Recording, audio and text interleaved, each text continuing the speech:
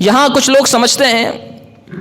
کہ جو اولیاء کرام ہوتے ہیں، اللہ کے نیک برگزیدہ بندے ہوتے ہیں، بس ان کی کرامتیں ہوتی ہیں، ان کا علمی کوئی قدر اور قامت نہیں ہوتی۔ اور آج کل تو ایسی فضا پیدا ہو چکی ہے، جس کا جو دل چاہتا ہے سوشل میڈیا پہ اٹھ کے اولیاء کرام کے بارے میں بولنا شروع کر دیتا ہے۔ جس کو کچھ بھی نہیں آتا وہ اولیاء کرام کے بارے میں بات کر دیتا ہے۔ جس نے 2 الفاظ پڑھ لیے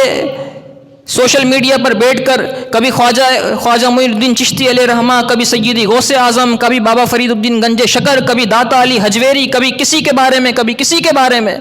نہ جانے زبان درازیاں کرنا شروع کر دیتے ہیں۔ حضرت خواجہ معین الدین چشتی علیہ رحمہ کی علمی شان اور علمی مقام اور مرتبہ یہ تھا کہ سید ہاشم فتح پوری نے لکھا ہے کہ میں نے آصفیہ کی لائبریری کے اندر خود یہ جا کے پڑھا ہے کہ خواجہ معین الدین چشتی علیہ رحمہ اجمیر آنے سے پہلے مدینہ منورہ میں درس حدیث دیا کرتے تھے،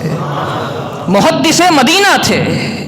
مدینے کے محدث تھے، اور مدینے میں بیٹھ کر، مسجد نبوی کے اندر بیٹھ کر حضور کی حدیثوں کا درس دینا کوئی آسان بات نہیں ہے۔ اپنے وقت کے بڑے بڑے جلیل القدر محدثین کو مقام اور جگہ نہیں ملتی تھی، حضرت خواجہ معین الدین وہاں بیٹھ کے درس حدیث دیا کرتے تھے۔ درس حدیث، یہ ان کا علمی مقام اور منصب ہے، یہ ان کا علمی مقام اور مرتبہ ہے۔